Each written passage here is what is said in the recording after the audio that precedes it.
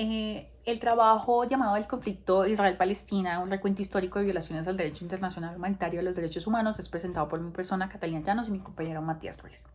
Acá lo que iniciamos diciendo en este trabajo es que nuestro propósito principal es, de cierta manera, identificar las diferentes formas en las que se han violado tanto el derecho internacional humanitario como los derechos humanos en medio del conflicto Israel-Palestina, con un enfoque en Gaza y Cisjordania desde 1948. El trabajo se estructura en tres partes principales: la aplicabilidad del DIH, las violaciones y la conclusión. Entonces, en la aplicabilidad del DIH y los derechos humanos en el conflicto Israel-Palestina, pues primero iniciamos definiendo qué es el derecho internacional humanitario, el derecho a la guerra, que está creado pues para de cierta manera proteger a los civiles y limitar las formas y los métodos de guerra. Acá también hablamos un poco sobre cuál es el origen en que derivaron esos 4 convenios y los 2 protocolos adicionales. También decimos que de cierta manera la aplicabilidad del DIH es para conflictos armados internacionales o no internacionales, y que el conflicto Israel-Palestina califica para ser aplicabilidad del DIH porque es un conflicto armado internacional entre 2 estados. Y asimismo hablamos que se rige desde 1967 por la Guerra de los 6 días. Y hablamos un capítulo como un pequeño pedazo sobre los derechos humanos, que es como donde incluimos el hecho de que la Convención Internacional sobre Derechos Civiles y Políticos, o ICCPR, ICCPR en inglés, es la que habla sobre que hay unos derechos que son no derogables incluso en época de conflicto, como el derecho a la vida, el derecho a la no tortura y el derecho a la no esclavitud.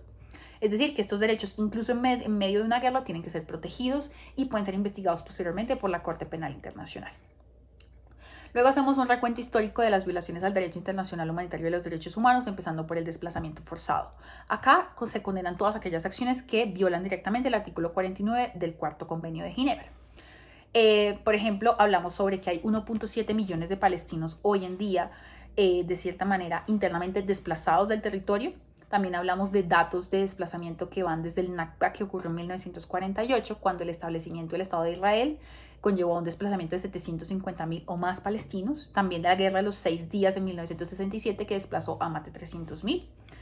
Y también pues hablamos de las órdenes de evacuación que se han emitido recientemente en el conflicto, que se reanudó ahora en octubre, en la cual los soldados israelíes, para hacer invasiones y avanzadas, están pidiendo a las personas que migren más hacia el sur y que pues posteriormente terminen en cualquiera de los estados árabes circundantes a la región de Palestina e Israel. También hablamos de asesinatos y desapariciones, tortura y prisioneros de guerra y violencia sexual. Acá hablamos sobre las violaciones a los artículos 50 del primer convenio, el artículo 51 del segundo convenio, el 130 del tercer convenio y el artículo 147 del cuarto convenio. Acá hablamos sobre todas las violaciones que es, como de cierta manera, hablado Human Rights Watch. Por ejemplo, el infiltramiento de cierta manera terroristas de Hamas hacia Israel. También en el hecho de que en 2012 2.000 presos denunciaron como las condiciones de apresamiento.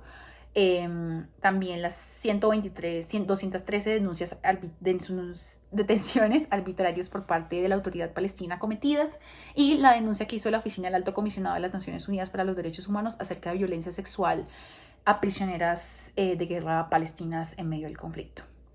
Atentados, ataques, infraestructura civil, restricciones al acceso a bienes y servicios es como otra de las apartados que tocamos.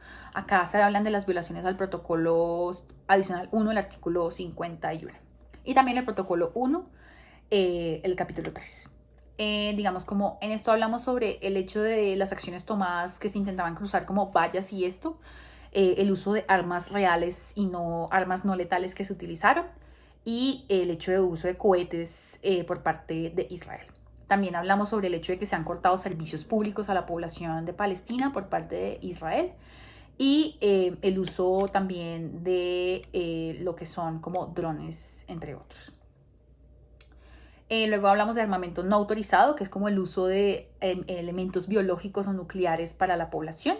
Acá hablamos sobre, de cierta manera, como el uso de fósforo blanco como algo que se tendría que denunciar sistemáticamente, como el uso por parte de Israel sobre la población, y pues las múltiples denuncias que han hecho Amnistía Internacional y Human Rights Watch alrededor del uso de esto. Y también pues como el uso de drones operados a distancia creados por Estados Unidos para ataque directamente a civiles que no han sido efectivos realmente.